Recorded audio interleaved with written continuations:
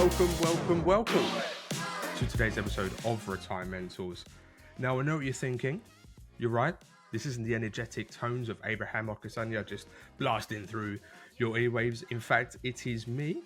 My name is Jake Usher. I am one of the producers here at Retirementals, and it's a pleasure and a privilege to be speaking to you guys today. So a few of you might be wondering why I'm actually here, right? And it's a very, very fair comment. I'm here to introduce our Advisor 3.0 content we've got running over at Retirementals at the moment. We put an episode out last week, it was, in fact, about one of our breakout sessions. We're going to do exactly the same again today, which is great. And we've got one more for you next week, which are, I guess, double great. So yeah, I'm just here to give you guys a heads up. I know we threw the barrel at you last week, not really introducing what else is actually going on, but here we are, rectifying.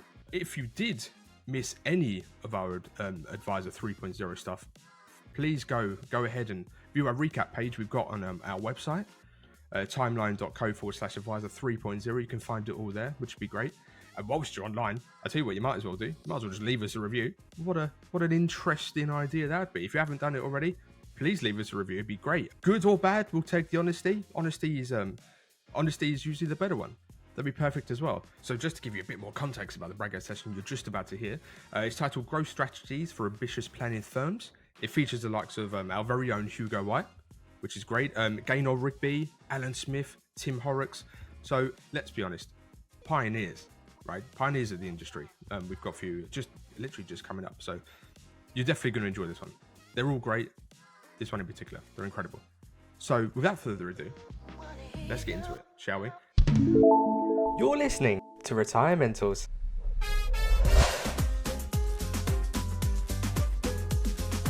We have three phenomenal panelists on our session today. Firstly, to my left is Gaynor Rigby, who is a leader with the focus of driving transformational growth for an ex-managing partner at Equilibrium Asset Management. We also have Tim Horrocks, who's the founder and managing partner of Rock Wealth, a financial planning firm with offices across the country. And lastly is Alan Smith, CEO of Capital Asset Management, host of a really fantastic podcast called The Bulletproof Entrepreneur, as well as I'm sure of you will also know as well, the co-host of the brilliant Trap podcast, so the Real Advisor podcast. So thank you very much for all attending. And if I can all just please have a quick round of applause for all of our guests this morning.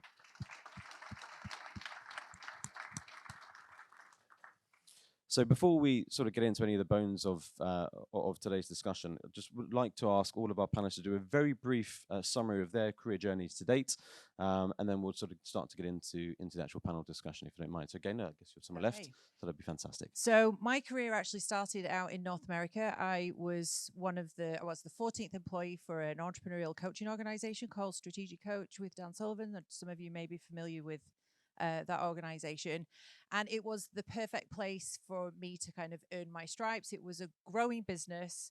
I got to be involved in all areas of it.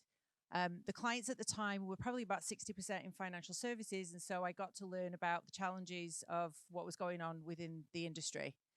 I was there for about 18 years, opened the Strategic Coach office in the UK, and then left, and through various kind of twists and turns, ended up being the managing partner at Equilibrium, which is in the Northwest. We started with about 120 million of assets under management, team of just over 20. And at the point of my departure, we had over $1 billion of assets under management, a team of over 90. We were in the Times Top 100, Top 10 companies to work for the 5 years, and they've continued to be in the top 10. We launched our own funds. We had a 99% client retention rate, and generally I like to think it was a very robust and well-run business. Brilliant, thank you very much. Tim.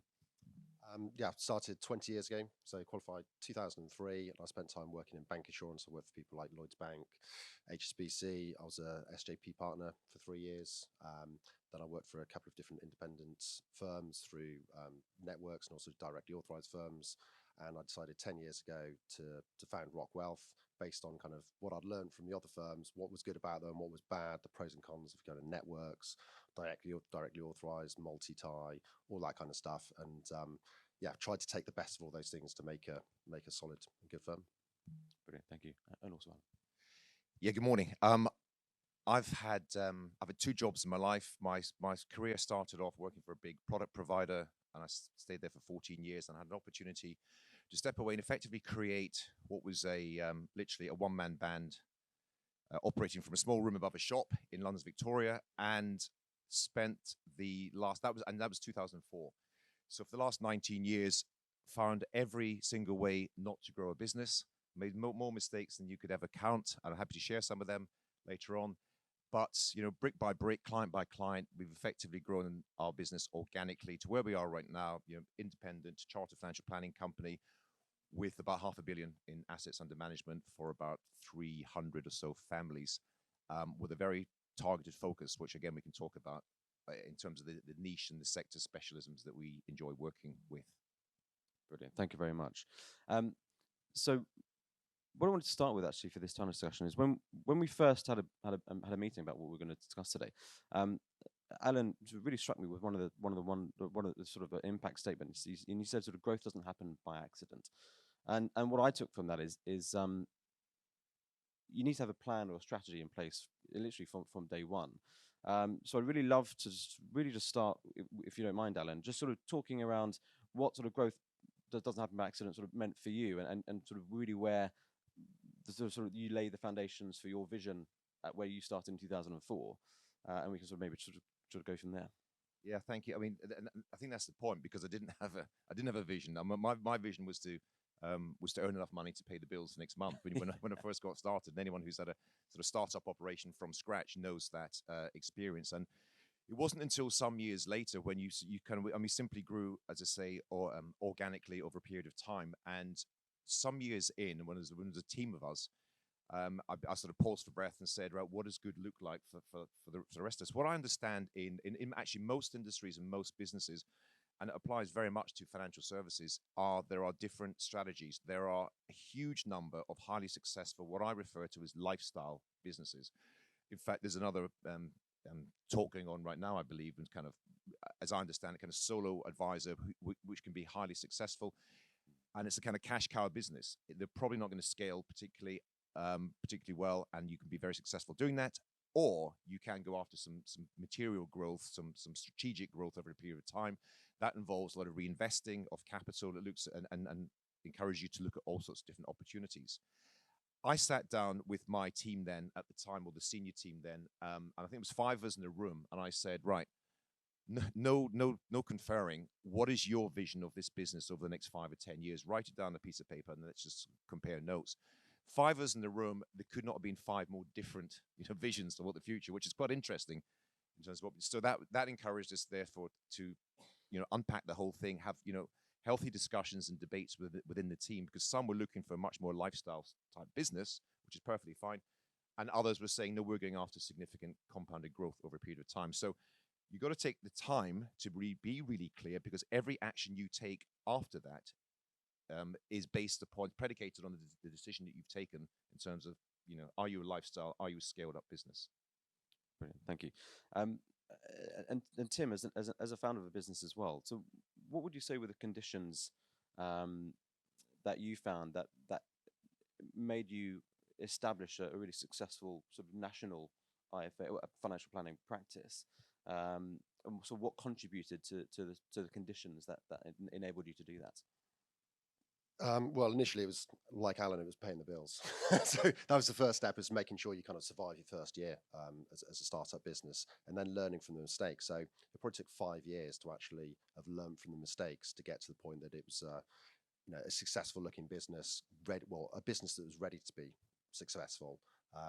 And then it was almost, I don't know, brainwave, but an idea, thinking, well, it's taken me this long to learn how to do this, how to work out process, procedure, making the client journey efficient, the marketing side of things. I mean, I'd spent, I haven't had a job since I was 28. I'm 43 now. So I'd spent a long period of time trying to make a living from kind of 28 through to 33, which was when I founded Rock Wealth. And it's hard, it's hard to start a business. It's hard to market. It's hard to get clients.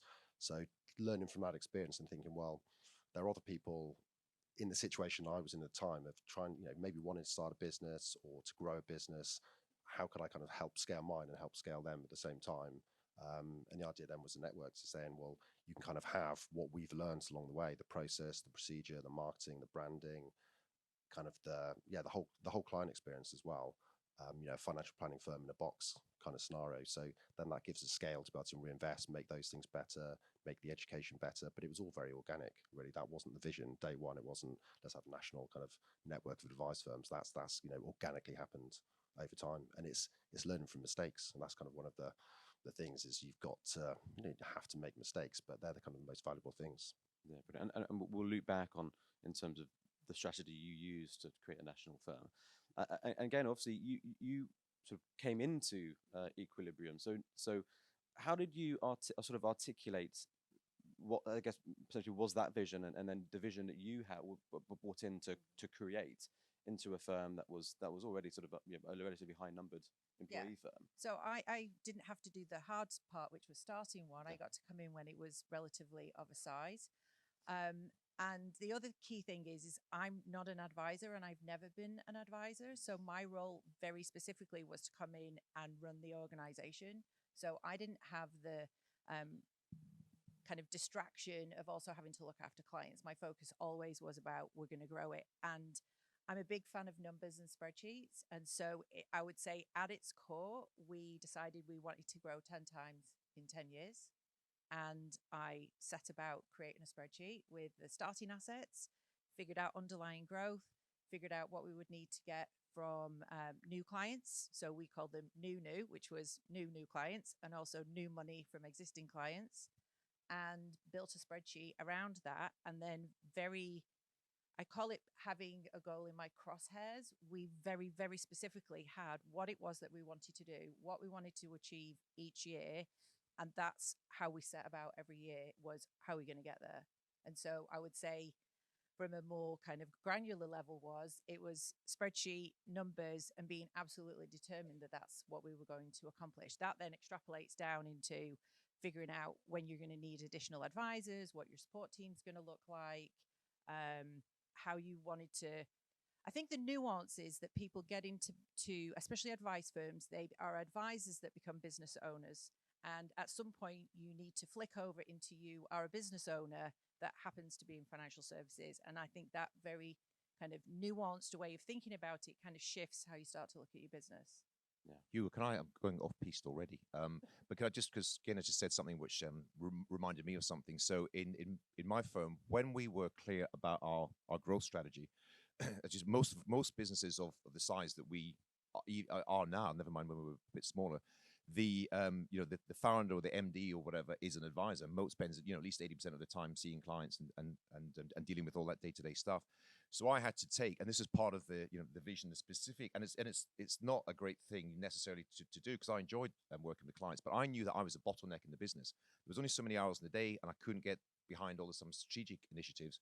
So to quote my friend Rob over there, I went off the tools. I don't deal with clients anymore, and I haven't done for years. And that creates a lot more capacity, just thinking, operating, opportunities that are created. It's very, very hard to do if you are really going after significant scale, to be spending most of your time dealing with clients. There's not enough time. Yeah. It's that sort of classic work, sort of working in the business instead of working on the business. I still do look after clients, by the way. So I still look after about 50, 60 clients.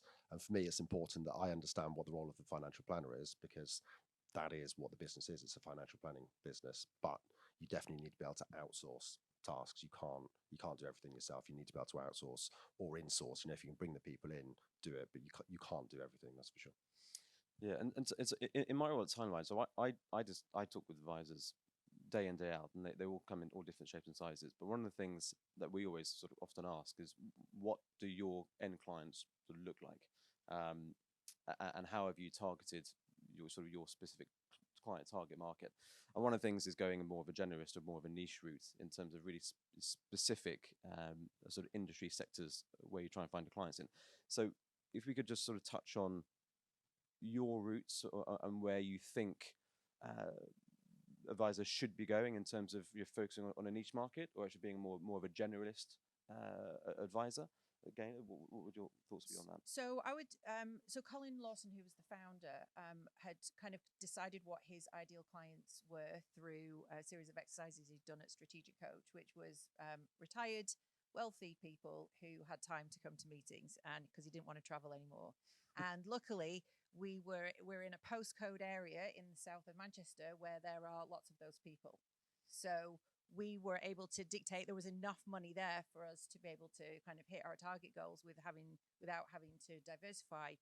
It was very helpful in understanding what the niche was, that when you were marketing and doing your communication, you really only had to speak to one audience. And so that became very helpful when you're creating your documentation, understanding what people's kind of concerns were, because they were generally similar. We didn't have, a lot of younger people or a lot of, middle-aged people who were still acquiring their wealth. We were quite niche, and that was very helpful in just generally understanding who our target market was and how to speak to them. Brilliant. And obviously, Tim, I know you've gone down a slightly different route in that respect. So what is your take on sort of growing from a target market perspective? Yeah, I never really liked the idea of niche client targets. So saying, well, I just look after dentists, or I just look after doctors, or whatever it is. I think it's more about we look after people who will benefit from financial planning and can afford it. Really, that's the important thing. We wouldn't be able to look after loads of people who can only afford to pay us, X amount, because it wouldn't be efficient. So you've got to have the right kind of affluence. But otherwise, I don't really like the idea of niche. I think you're limiting your options of growth and who you can market to. And frankly, whether someone's a dentist or they're a plumber, if they need financial planning advice, they've got goals, objectives for the future, and they can afford the planning. I'm very happy to work with them, and this also brings variety. I think I'd be bored stiff just looking at the NHS pension scheme every day for my clients.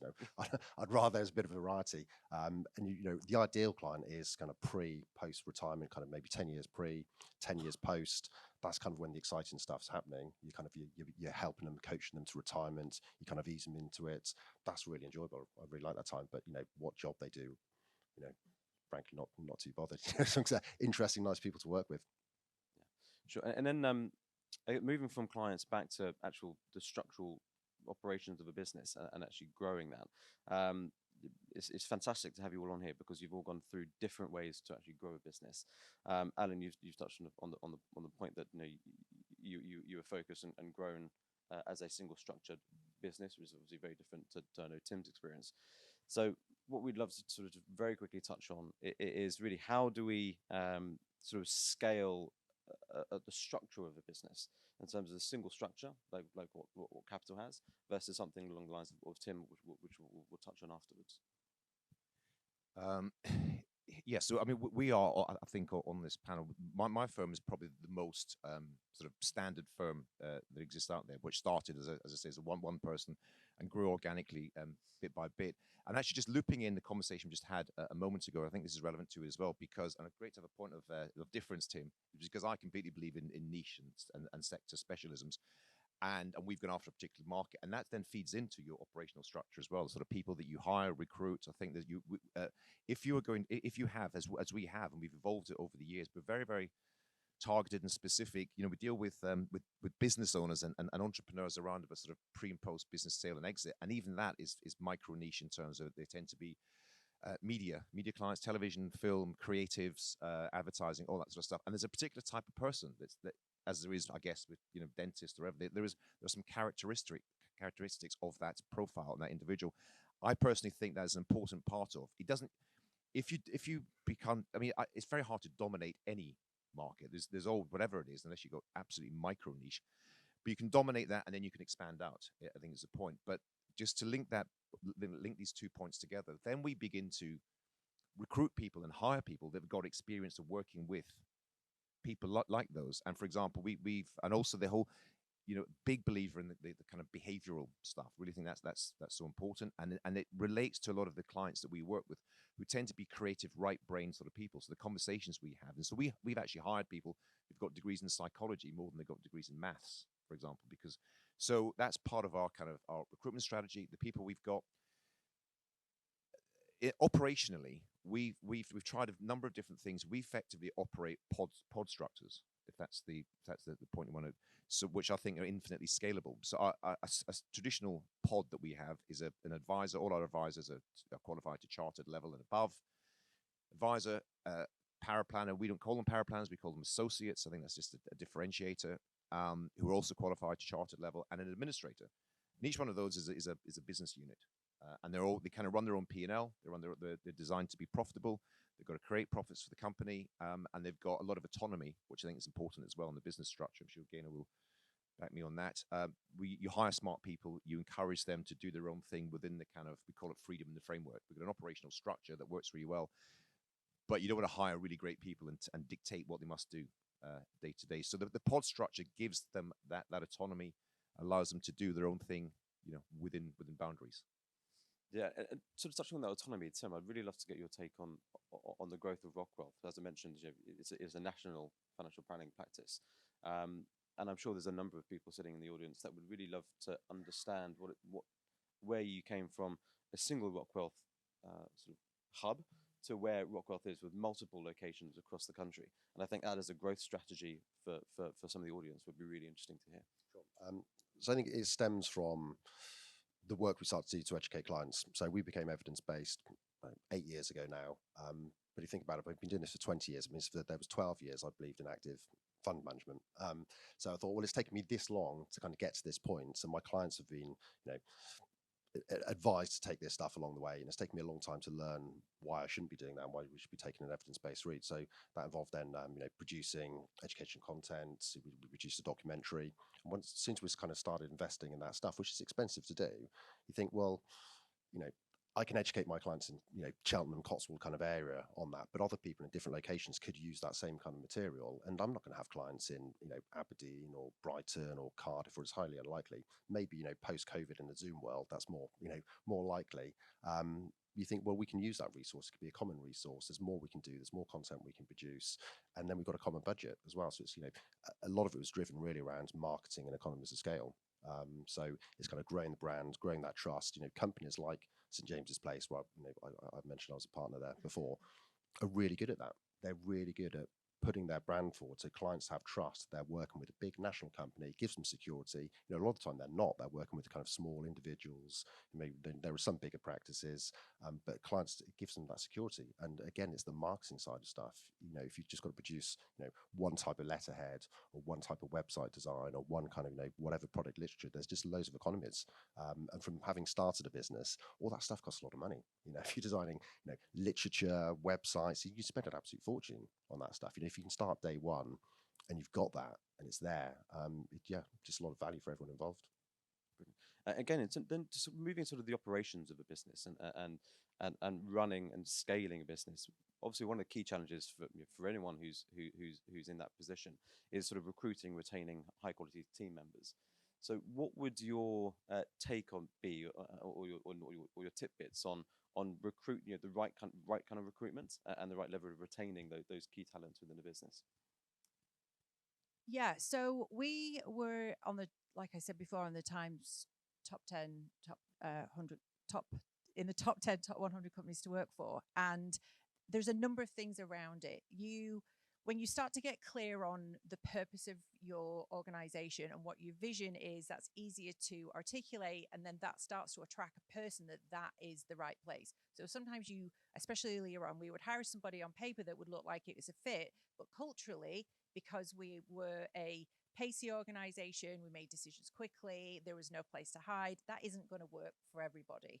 So the clearer you are about what type of organization that you want, it starts to attract those people. And then the people that work for you start to tell their friends, because you're a great place to work. I think sharing the vision is a huge, huge part of attracting the right person. It's very difficult to be in a role and not understand where the organization's going, to not understand where the successes are, not to understand why you're being asked to change something, or especially in an organization that's growing, it can feel like things are changing all the time. And in reality, they are. And that's not easy for some people. So to always be including them in the journey and sharing an element of the rewards is kind of a loop and a cycle. There are things that you can do when you get bigger that become not about just what someone's job is. It's about them buying into the ultimate purpose of why you're in business and what you're doing. There's a great book called The Vivid Vision by Cameron Herold, which is about articulating your vision and being able to share that with the team so that they understand why you're doing what you're doing.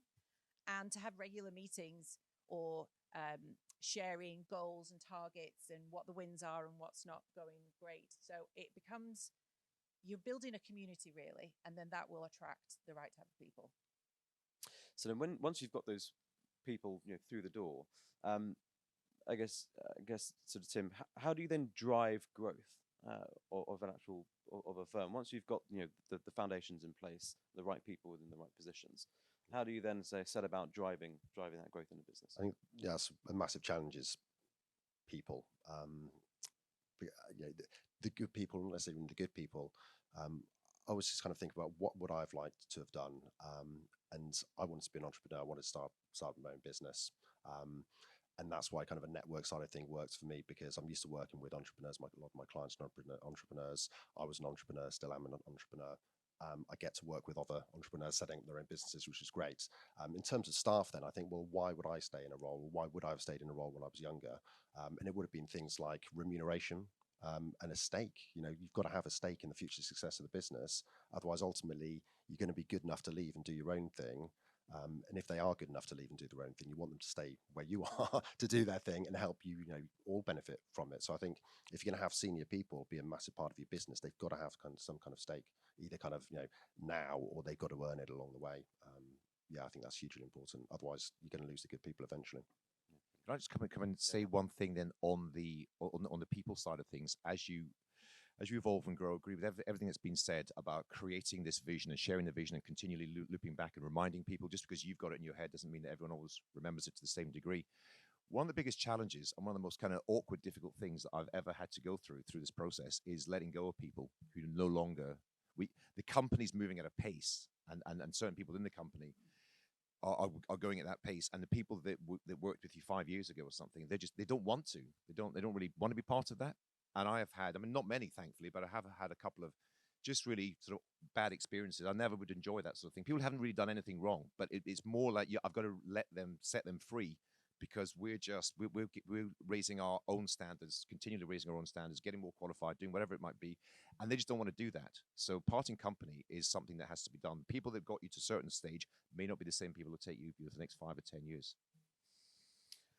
And then with that, like I said, in my role, I talked to a number of financial advisors throughout my weeks and months. One of the things that I've noticed in growing firms that we deal with is they're very clear on things like their fee structures and their investment propositions. Would you sort of would your thinking align to that in terms of having a very clear, simple, strict fee structure for clients? Or sort of do you deviate? And one way of growing a business, have you sort of attracted or lowered sort of fee structures to gain business, and sort of your thinking around my thought, and that's a whole other huge conversation in itself. That's a separate session. But there are various components of a financial planning business. Your fee model, your fee structure, your investment proposition, your client journey, how you sort of onboard and marketing. And in my opinion, having kind of overcomplicated our business over the years, and in the last few years just really simplified it. You want to just not take up energy and brain space trying to work these things out every time. I think about some of our early days, and we kind of even different advisors had different investment propositions, and it was just absolutely crazy. You want to just distill, work out what is the optimal, what works best for you, whatever the fee model is, whatever the investment proposition. I'm not saying one's better than the other, and then it's just not a conversation anymore. This is how we do things here. Of course, you've got to review it from time to time, and we've significantly changed things like our fee structure, but it's no longer a big debate, or it doesn't take out any time or space for us anymore. I think that's the most important thing. Just simplify, streamline, and move on. And I think from what I hear is that as a financial planning firm grows, the type of clients you attract or take on slightly grows as well. So from your personal experiences, as you've grown businesses, are you looking to set sort of minimum client sort of assets that you on board as you go? And has that changed as the company has grown in terms of that sort of minimum acceptable client level? And would you think that's sort of an acceptable way of trying to grow in terms of the assets that you bring on board? Well, that's the great debate all the time, isn't it? It's like, do you have a minimum? Do you not? Yeah. Or do you not? I think you can argue both ways, but I think once you've made your mind up, you can't keep fluctuating from it. So if you're deciding you've got a minimum, you have to have a minimum. If you're not, then there can be like no exceptions, because then it just creates confusion. And then one of your advisors is more persuasive than the other. So whatever you decide for whatever reason, I would say if you're looking at minimums, you're looking at your profitability and manpower and whether that allows you to scale. So there are some things underneath it, not just an arbitrary, are they profitable? Are you looking for assets under management because you want your multiple down the road? Like, what is the reason? But whatever it is that you've decided which way, you got to stick to it. And operationally, Tim, sort of scaling a business, a lot of advisors that we deal with, some of their, we've called it sort of investment committee or CIPs. Would you, because you've got national structures, have you implemented sort of a relatively strict and simple sort of strategy or investment proposition to follow that every advisor under the Rockwell sort of network, should we say, sort of follows? So everyone is doing the same thing. There's not sort of, different platforms, different investment propositions, different tools to do the financial planning. Is it just to scale a business? Do you need to have a very streamlined solution in place? Yeah. yeah. You need to know what you believe in, and you need to work with people, whether employees or whatever the structures are, who believe in the same thing. So our kind of fundamental principles really is that people believe in evidence-based investing. They believe in fair fees, whether those are kind of fixed or ad valorem, as long as it's fair and consistent. And they believe in proper financial planning. And I think if you do all three of those things, the client's going to have a good outcome. And things like the investment side of things, that's the easy bit. That's done. So you just need a CIP. You stick to it, and there are going to be exceptions, but as long as it's kind of within the kind of rules, in certain places, you may be able to only access, maybe can't access your core CIP for whatever reason, but as long as it's close to and fits the underlying kind of belief system, then it's fine. And you're going to have some clients who maybe want to go maybe slightly more ESG, so some need something more, slightly more bespoke, but as long as it's within those kind of parameters, then it works. But you need to have at least kind of 90-95% of the time it's CIP, unless there's really good reasons otherwise, and that might be legacy. So just because someone's got an investment solution, it's not CIP, but the client's had it for a few years, doesn't mean you need to change stuff all the time. But you shouldn't be recommending kind of new stuff to clients that's totally off the wall. It should be really, really consistent, and it just makes it more efficient. The value add we do is the financial planning, it's the behavioral coaching, it's not picking investments. So just simplify that. It's just better use of time. I think what a good thing to think of is whatever decision you're making right now, if your business is 10 times or 100 times bigger, is this going to make it really complicated, or have you kind of streamlined it and you've allowed it to be scalable? So in the short term, it can feel like it's an easier route. But if you're 10 times bigger, you've got 10 times the assets, you've got 10 times the staff, even 100 times the staff, is that little quirky exception to the rule that suddenly now everybody's doing, is that going to create carnage, big, opportunities for mistakes and all that brings? Or are you keeping it tight enough that actually when you're that how many times bigger, you're going to be able to keep control of it and do it well? And Alan, what I'd really love to then move on to is sort of partnership strategies that you maybe have taken on in place. So a lot of financial planning companies that I deal with, they've got partnerships with accountants or law firms, or they've created their sort of centers of influence, for example. What was your sort of experience on possibly creating a center of influence and client referrals to grow businesses, and also potentially if you did partner with, say, for example, accountants and law firms and other sort of practices that possibly was part of that growth story? Yeah. There are, I think there's probably three main ways that you would grow a business in terms of, at the end of the day, you need pipeline, you need new deal flows, or new clients, new prospects. There's millions of people out there, not everyone would fit, but where do you get them from? So, client referrals remains, for most financial planning companies, it remains the biggest source, but it's just hard to, it's hard to predict it, it's hard to scale that consistently, the client referrals. Partnerships is another potentially big one. It's again, I find that lots of ways of doing it wrong. And accountants or lawyers or whatever, obviously, like financial planners, they're quite a mixed bag. Some are great, some are less good. And the other part of that is kind of just digital and content creation. That's another and an increasingly an important part of business development and business growth. For us, my own experience was, and this is all kind of joined up, because we go down a particular route around the niche and the focus of the clients that we tend to look after. You'll find that in most most industries, most sectors, or most niches, there already are existing accountants, for example, that deal with media entrepreneurs. There are lawyers there's only maybe in London there's only about 6 specific media lawyers that tend to deal with these particular transactions, and there are corporate finance teams who deal with it. So I just want to put myself right in the middle of all that and say, we have a part to play. So when you're able to do that and become part of a group of associated professionals that kind of know each other, understand each other, and we're all kind of bouncing off and referring work to each other, we found that worked in the last few years. It's worked really well. It's our, by far, has been last few years, our single biggest source of new clients, new opportunity. And what happens is you get ideal fit prospects because everyone else is kind of already sort of pre-sold, and your conversion rate is also much higher than just getting a sort of a random internet type inquiry who's shopping around half a dozen of companies. So, but you got the key word of this is being intentional, knowing exactly. Don't just sort of do mass mailings to local accountants in the area. That wouldn't be our experience as being a good or productive use of time. Identify those that already operate within the niche sector and the focus that you want to be specialist in. Would that be your similar experience as well? Yeah, kind of. So I think definitely accountants. I think if you're going to work with any professionals, accountants, don't waste your time with solicitors, because you spend years and years developing relationships, and never too productive. But accountants have really deep relationships with their clients, and they're going to refer the right kind of clients to you. But also from my experience, to kind of the things that I hated doing. So I hated networking, I hated going to these kind of business breakfasts, all that stuff. I couldn't stand it. So when I set up the firm, I thought, well, I don't want to be doing that. I don't want to be going to business breakfasts and business lunches because I hate it. So the plan was to dominate local search engine optimization. So day one, I've invested heavily in SEO, still do it today, and that's been a massive bedrock of the success, because inquiries come in without me having to go up and have breakfast at 6:30 a.m. with someone making chocolate or something. It's been a much more productive use of my time, and it's really helped scale the business. Yeah, and I guess that leads us to touch on sort of that classic sort of marketing side of trying to grow a business. And so you've mentioned there sort of the SEO and that sort of consistent engagement on that front. Obviously, everyone knows that marketing is a key fundamental of trying to grow a business.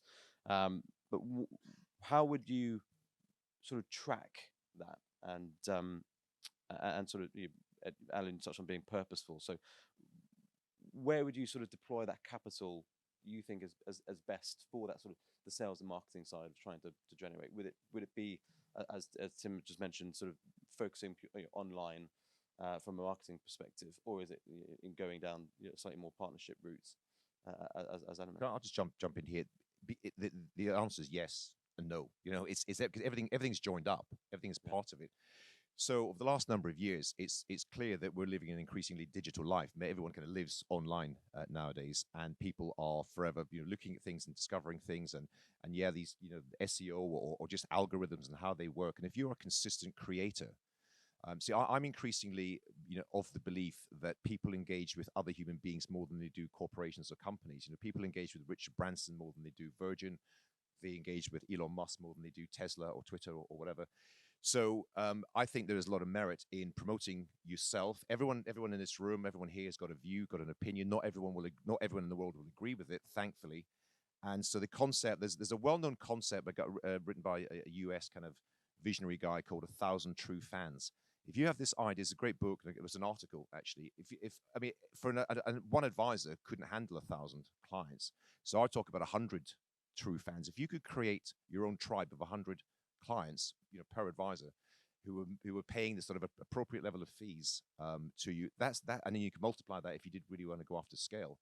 You could have an organization that had an overall corporate structure, but each individual team member or pod leader or advisor can create their own identity, their own personal brand, and will attract people who like the things that they do and say, and will actually repel others that say, I don't agree with their philosophy or their belief. Fantastic, because you only want to engage with people that share, as Tim said earlier on, share your kind of same outlook and like and same philosophy. So I'm a believer in trying to build personal brand and using and leveraging the kind of the digital algorithms that exist, rather than being a constant consumer of LinkedIn or whatever. Be a creator. Yeah, I can disagree. So definitely the content. So you need content if you're going to be active digitally. You've got to have content. So we've all invested quite heavily in the content. But I've always stayed away from personal brands because I'm not scalable or saleable. There's only so much I can do. So I've kind of always removed myself as much as possible from that kind of side of things. Really, it's more about the brand, and other people can then come in and enjoy the benefits of brands. I don't know who runs Pepsi or Coca-Cola, or I'm not interested in those personal brands. And there obviously are exceptions to that, but I think it's more important on the brand, getting your branding right, getting the message of the company out there. But the primary thing is, whatever you're going to promote, personal or brand, you've got to have content. And it's got to be good. And it's got to be consistent. And it's like investing. You can't do SEO for 12 months or 2 years and think you're suddenly going to be successful, because it's not. It's probably going to take 3 years, 5 years. And the longer you do it, it's a cumulative effect. It's compounding on itself. If you're going to do marketing, you've got to commit to it. It's not a short-term thing. You've got to kind of commit to it. You've got to start knowing your numbers. You've got to accept that sometimes you'll do something and it won't work. It will flunk. You don't have any response. There are other strategies that will be for the long game. There'll be shorter strategies. And I think, if you're going to grow your business, it's going to come from getting new clients in. And so if that's really is where you want to go, you've got to figure out your marketing. And that's going to look a little bit different depending on what you're saying your niche is, or geographically where you're looking. But if you want to grow, you've got to figure out how to do your marketing. And if it's not you that knows how to do it, then you got to get someone else in to do it. If you're a financial planner, it's probably not you, by the way. Yeah. I mean, you're that's great probably at almost doing a the given. content, but you give the content and get your marketing person to use it, repurpose it, put it in different arenas, figure out places to put it. But if you're going to grow, marketing's got to be like top of your agenda list. Brilliant. So actually, that leads me on, because the time is very quickly running out, unfortunately. But a key takeaway I'd really love to get your insights on is if you don't mind, and I'll start with yourself, Alan, if you don't mind, is just really sort of focusing on potentially one or two things that advisors can essentially take and go away today that can maybe implement into their business tomorrow or next week or next month, that can have an immediate impact on their growth strategies. Okay, I'll give you a couple of things. One is kind of high level strategic thing, which is to simplify and focus on one thing. I mean, I've learned to my cost in the past. You try to do about 10 different things at the same time. We were, trying to buy businesses. We were recruiting business development managers. We were doing changing our technology all at the same time, and it's a mess. So choose one thing. What is your single growth strategy? Whatever. We've all had sort of differing views. Choose the one that works best for your organization, your company, and just stick to it. Double down and focus on it. And the second part of that, and this is a very specific example of something that I did, and it was the impact was material in terms of positive and growth opportunities. We keep coming back to this idea of content creation. It's a fine art, this, and I'm just trying to learn it myself.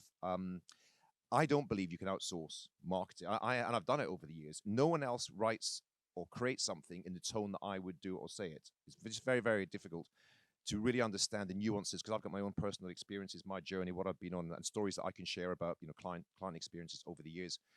But there's a real art to creating content and writing, for example. So about 18 months ago, I signed up for a digital writing course. It's called Ship 30, where you commit to writing 30 articles in 30 days, short form articles, and you just publish them, and you learn a hell of a lot, because there's writing digital content is entirely different from like writing a book or writing even just a sort of traditional sort of old school blog.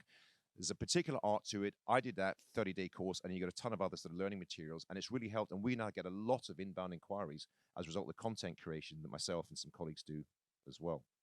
Brilliant. Thanks, Alan.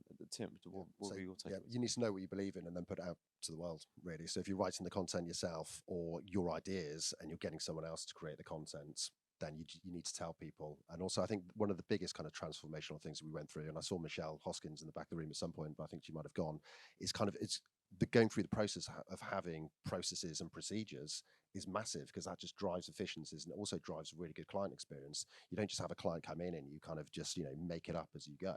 You know what the structure is every single time. Every single discovery meeting that I have with a client or anyone else has in the firm, it's the same. It's the same every time. It's the same kind of slide deck, if you like, and maybe it kind of changes slightly over time, but it's a process, and you get better at doing it, you get better at delivering it. You know what works, you know what doesn't, and it's refined over time. And you need that with every kind of meeting structure. You just need those processes, and then you need everything in the background as well, so you can focus the time on the important stuff, which is seeing clients and marketing the business. Thanks, Tim.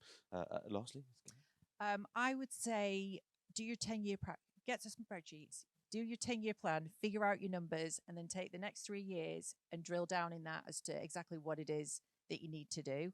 I think pacey decision making And if you can't do it or it's not your unique ability, then you get someone else in to do it, because that's how you're going to keep the machine going. It's like a snowball. It's going to be tough to get it going. And then once you've got some momentum, you need to keep it going. So I think I'm a big fan of pacey decision making, move it. And sometimes 80% has got to be good enough if you're going to keep the whole thing moving along. Thank you. We have unfortunately overrun. So lastly, I'd just like to say, obviously, a big thank you to our panelists for sharing their thoughts, experiences, and advice with us. Thank you again for yourselves to listening in to our discussion this morning. And if just before we leave, just one last round of applause for our panelists for today's session. Thank you.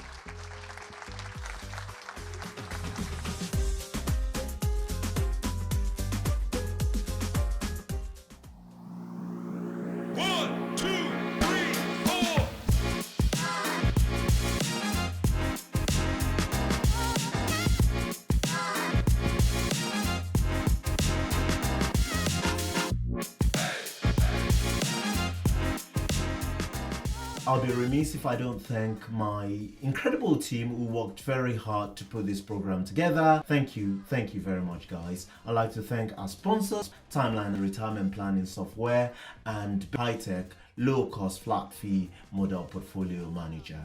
And to you, our listeners, thank you for your time. I hope you've had as much fun listening to the program as we have making it. You can find more about the show at retirementals.co.uk, and you can follow me on Twitter. My handle is Abraham on Money.